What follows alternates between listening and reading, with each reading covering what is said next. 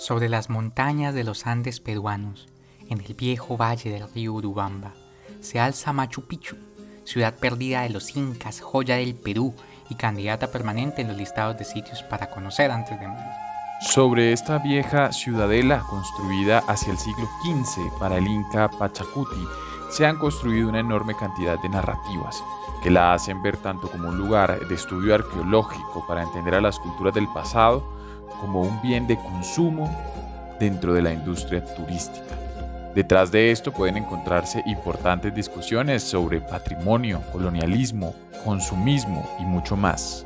Hoy, en Viajeros en el Tiempo, haremos un recorrido por su historia para entender las transformaciones y controversias de este patrimonio arquitectónico.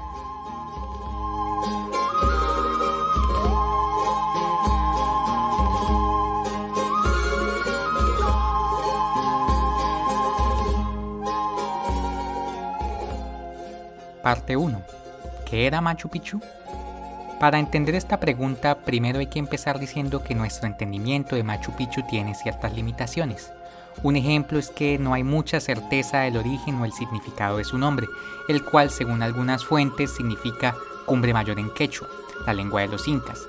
Pocas o ninguna son las fuentes escritas sobre el lugar, y de existir hay que tener en cuenta que, como la mayoría de fuentes realizadas sobre las sociedades prehispánicas, estas están filtradas por la pluma de los cronistas españoles y mestizos, que imponían ante todo una visión eurocéntrica y cristiana de estas culturas. Es por ello que bastante información ha tenido que obtenerse a partir de las investigaciones arqueológicas. Pero bueno, empecemos hablando un poco de su ubicación. Machu Picchu está ubicada en la parte sur del Perú, en la llamada Cordillera Oriental de los Andes. Se encuentra en la parte superior de una cresta montañosa en el cañón del río Urubamba. Está posicionada sobre el famoso Valle Sagrado del río Urubamba y a aproximadamente 80 kilómetros de la ciudad de Cusco. Ahora, yéndonos un poco a las circunstancias de su construcción, hay que hablar un poco de los incas. La civilización inca fue una de las múltiples culturas que se encontraron en el Perú desde hacía varios milenios. Esta se ubicaba en la parte sur de este país, concentrada en la ciudad de Cusco.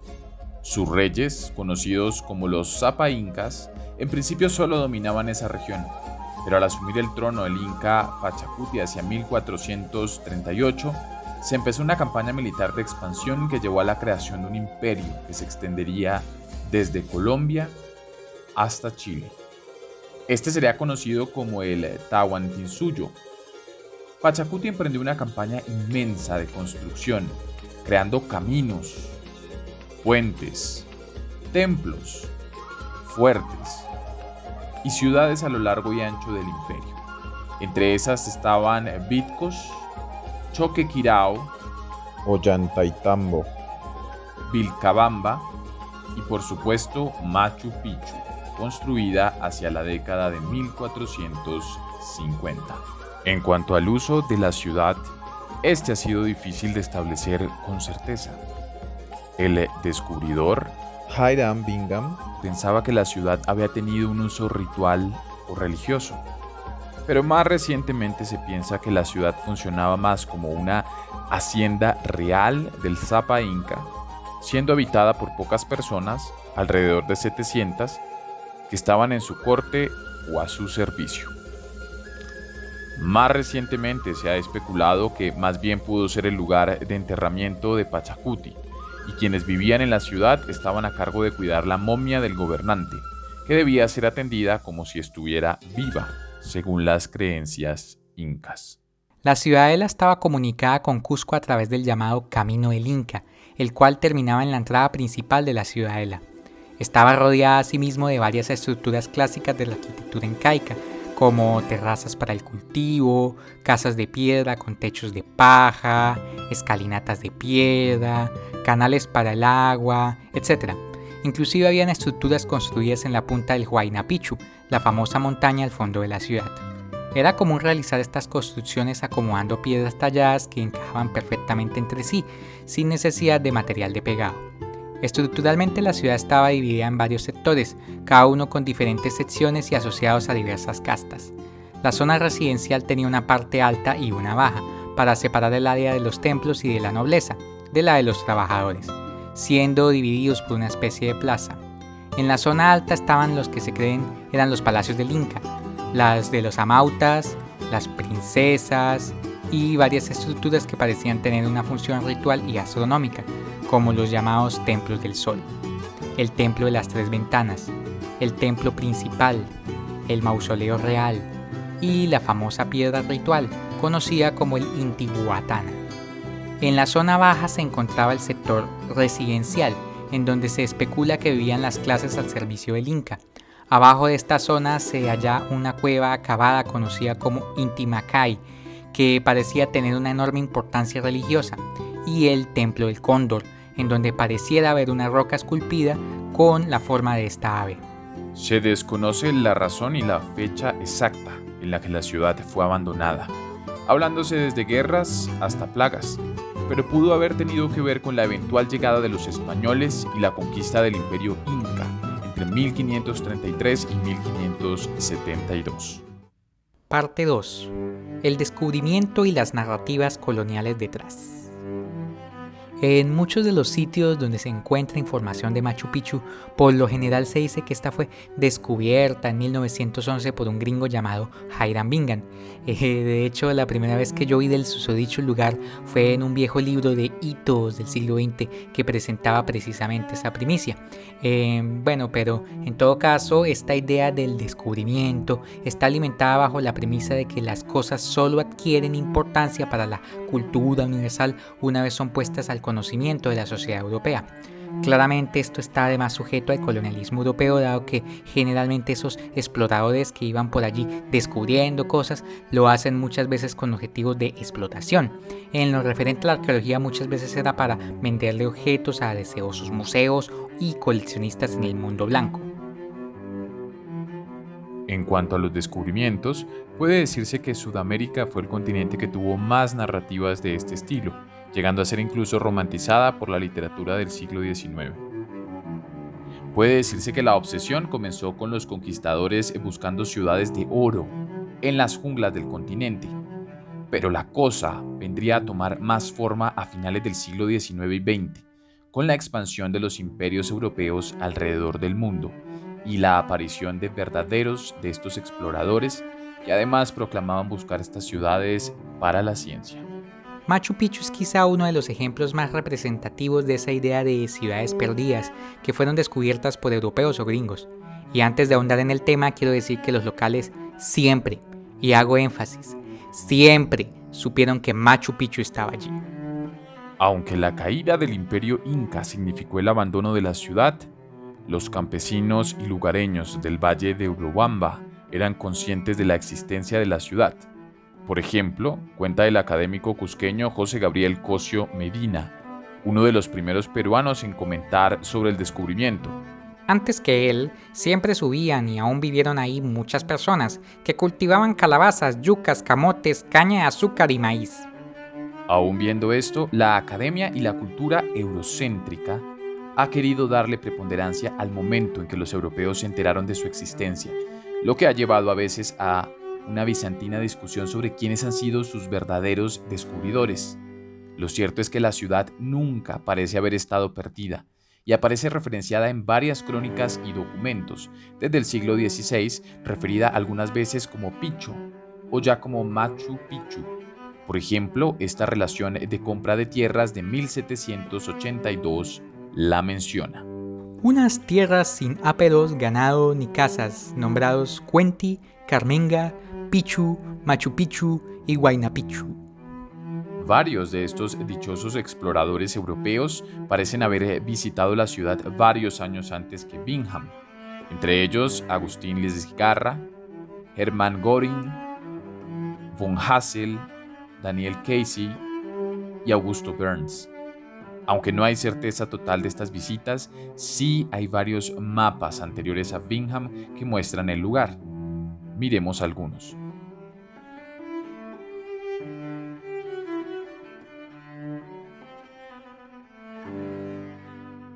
Pero entonces, ¿de dónde viene esta idea de una ciudad perdida de los incas? Pues resulta que esta narrativa surge de un hecho histórico particular. Tras la conquista del Tahuantinsuyo por Pizarro en 1533, los españoles trataron de imponer emperadores títeres que controlaran la vastedad del Tahuantinsuyo. Pero tras una revuelta general, uno de estos, Manco Inca, logró escapar de Cusco y establecer un foco de resistencia en la ciudadela de Vilcabamba. Ese foco de resistencia se mantuvo como un neoestado inca que luchó por varias décadas con el Imperio Español, hasta caer en 1572 con la conquista final de Vilcabamba y la ejecución del último inca, el famoso Tupac Amaru. La ubicación de esta última capital inca se diluyó con el tiempo, después de que ésta fue abandonada. Siempre se supo de la existencia de múltiples ciudades incaicas en la zona del valle de Urubamba, pero no se sabía con certeza cuál era Vilcabamba. En el siglo XIX, con el desarrollo de la arqueología como ciencia, la expansión colonial y el creciente interés nacionalista del nuevo gobierno peruano, se activó el interés de identificar definitivamente cuál de estas ciudades era Vilcabamba. En principio, tras las descripciones de algunos exploradores franceses, se identificó como Vilcabamba a las ruinas conocidas como Choquequirao. Pero esta identificación sería puesta en duda, especialmente por el personaje que veremos a continuación. Hablemos entonces un poco del afamado descubridor. Hiram Bingham fue un académico estadounidense, hijo de una familia de misioneros protestantes que trabajaban en el reino de Hawái, es decir, que tenían experiencia en intromisiones colonialistas. Al dejar su paradisíaco primer hogar, Bingham se fue a estudiar a la Universidad de Yale, especializándose en historia de Latinoamérica. Al estudiar la historia del Perú, creció en él el deseo de encontrar la ciudad perdida de Vilcabamba y logró que en 1911 la Universidad de Yale montara una expedición para identificar científicamente el lugar. Al salir desde Cusco, contrató guías locales que lo llevaron por el valle y un campesino local llamado Melchor Arteaga, a quien Bingham le pagó un sol, lo llevó a Machu Picchu el 24 de julio de 1911. La cual él declaró triunfalmente como la capital perdida de los incas. En la cima de la montaña encontraron viviendo a dos familias campesinas y uno de los niños, Pablito Recharte, hizo de guía de Bingham en la ciudad. En la expedición se identificaron dos ciudadelas más, Vitcos y Espíritu Pampa, que irónicamente sería identificada luego como la verdadera Vilcabamba. Lo que sí se le puede endilgar a Bingham es que atrajo la atención internacional al lugar y realizó las primeras excavaciones arqueológicas científicamente sustentadas. Tras retirar la maleza de los restos, Bingham en los años siguientes realizó varias de estas excavaciones, apoyadas por la Universidad de Yale y la National Geographic, que publicó un artículo que le dio fama instantánea al lugar. Bingham extrajo al menos 35.000 objetos arqueológicos, entre ellos cerámica, orfebrería, platería, textiles, cuchillos, restos humanos y etc., que envió en calidad de préstamo por 12 meses a la Universidad de Yale, los cuales se extendieron a 18 y al final pues no fueron devueltos. Aunque al principio las expediciones de Bingham fueron bien vistas en Perú, siendo alabadas por académicos locales como Gabriel Cosio, al final las cosas se empezaron a agriar. Varios locales empezaron a cuestionar la extracción de objetos por parte de Bingham, diciendo que eran contrabandeados ilegalmente fuera del país a través de Bolivia. Técnicamente Bingham los extrajo legalmente bajo el Código Civil de 1852.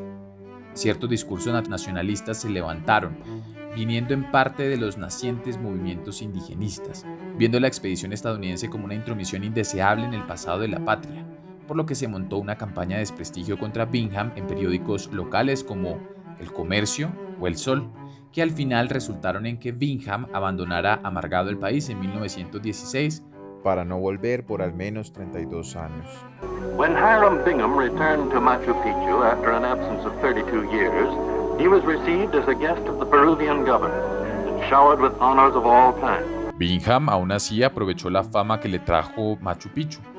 En 1948 publicó un bestseller titulado La ciudad perdida de los incas, donde habló de la expedición y de sus conclusiones científicas tras las excavaciones, en donde insistió que la ciudad era Vilcabamba. Hoy esa opinión no es compartida por la mayoría de investigadores. Además, Bingham mantuvo que él era el héroe de la historia, siendo el magnánimo descubridor de un lugar desconocido. Cuando alguna vez le preguntaron, dijo: con la posible excepción de un minero, Nadie en Cusco había visto las ruinas de Machu Picchu o entendido su importancia. Nadie tuvo ninguna comprensión del lugar extraordinario que estaba en la cima de la montaña. Y que en el mismo sentido de la palabra que se dice que Colón descubrió América, es justo decir que yo descubrí Machu Picchu. Aunque en el aniversario 50 de la expedición de Bingham, el Perú fue más amable con la descendencia del explorador e inclusive invitó a su hijo a visitar las ruinas. Una anécdota estúpida es que al señor le pasó lo que a muchos turistas y se perdió en las ruinas por varias horas hasta que tuvo que ser rescatado. Pero bueno, las cosas se agriaron de nuevo con la creciente solicitud de Perú de que Yale retornara las piezas. Como suelen hacer estos museos y universidades, Yale argumentó que Perú no tenía la infraestructura para preservar las piezas, devolviendo solo unas piezas en 2006. Pero tras irse el caso a tribunales, finalmente se decidió retornar todas las piezas, que fueron entregadas en 2012 y puestas en el Museo Machu Picchu de la Casa Concha, en Cusco. Parte 3. El espacio histórico como objeto de consumo. La creciente fama originada con las excavaciones, libros, artículos de Hiram Bingham hizo de Machu Picchu uno de los lugares más emblemáticos de Perú y de Sudamérica en general. Desde entonces, el lugar se ha convertido en uno de los focos más enormes de turismo internacional, lo cual no está exento de problemáticas. Se han hecho en primera instancia enormes campañas para promover el lugar, llegando por ejemplo a aparecer en medios como el cine y la televisión. Algunos clásicos del cine en los que Machu Picchu ha hecho aparición incluyen El secreto de los Incas, con Charlton Heston, Aguirre, la ira de Dios, de Werner Herzog, y Los diarios de motocicleta, protagonizados por Gael García Bernal. La marca de Perú también ha tratado de impulsar las visitas al lugar como una de las principales fuentes de réditos para el turismo. Se ha construido con el paso de los años una infraestructura para facilitar el acceso a las ruinas. Desde la década de 1920 se construyó un servicio de ferrocarril que conectó a Cusco con el pueblo de Aguas Calientes, que está en la base de la montaña de Machu Picchu. Estos trenes han sido la principal forma de traer turistas a la región, creándose inclusive trenes panorámicos y de lujo para fomentar las visitas. Pero estas visitas no han estado exentas de controversias. Se estima que más de 1 millón de personas visitan anualmente las ruinas y con la llegada de tantas personas han salido a flote no solo problemas, sino muestras de codicia que potencialmente han podido dañar la ciudadela. Planes han surgido de crear hoteles de lujo, teleféricos y otras estructuras que han sido criticadas por científicos, organizaciones indígenas y defensores del patrimonio de la región. En la década de 1980 se adecuó la plaza central de la ruina para el aterrizaje de helicópteros, lo cual prendió las alarmas por el potencial daño a las ruinas y finalmente resultó en que esto se ilegalizara. El día de hoy está prohibido hacer cualquier clase de sobrevuelo sobre la ciudad. La conservación de Machu Picchu ha traído varios desafíos debido a impactos ambientales como deslizamientos, inundaciones, temblores y malas prácticas de visitantes. Desde la llegada de Bingham se realizó la limpieza de la maleza del lugar y después se intentaron hacer labores de reconstrucción que, según la opinión de expertos modernos, no necesariamente fue bien hecha. Las ruinas y la zona pasaron de ser área natural protegida según las leyes peruanas en 1981 y en 1983 pasó a ser parte de los Patrimonios de la Humanidad de la UNESCO. Conclusión. No cabe duda que Machu Picchu es un lugar extraordinario, cuya historia es fascinante y misteriosa. Pero esta misma fascinación que ha producido también ha implicado ver el rostro feo del colonialismo y el imperialismo cultural, en donde lamentablemente unas culturas aún se creen dueñas de las culturas de los otros. Con la imposición del capitalismo en esta relación, también se puede ver el otro lado oscuro. Aún con los enormes réditos que produce el turismo en Machu Picchu, el departamento de Cusco, donde se encuentran las ruinas, tiene un 60% de su población viviendo en la pobreza, con la mayoría de sus campesinos viviendo en condiciones similares a los que encontró Hiram Bingham en la cercanía de las ruinas en 1911. Bueno amigos, y eso fue todo por hoy. Aquí como para cerrar les quiero mostrar algunas chucherías que me traje por allá de mi viaje a Machu Picchu, que fui con mi familia hace algunos años y pues utilizamos en el video algunas fotos. Como siempre les recuerdo que se suscriban en el botoncito rojo y pues activen la campanita para las notificaciones. También empiecen a seguir nuestro podcast que está en Spotify y en YouTube. Igualmente también pueden leer nuestro blog en nuestra página web viajeroseneltiempo.com.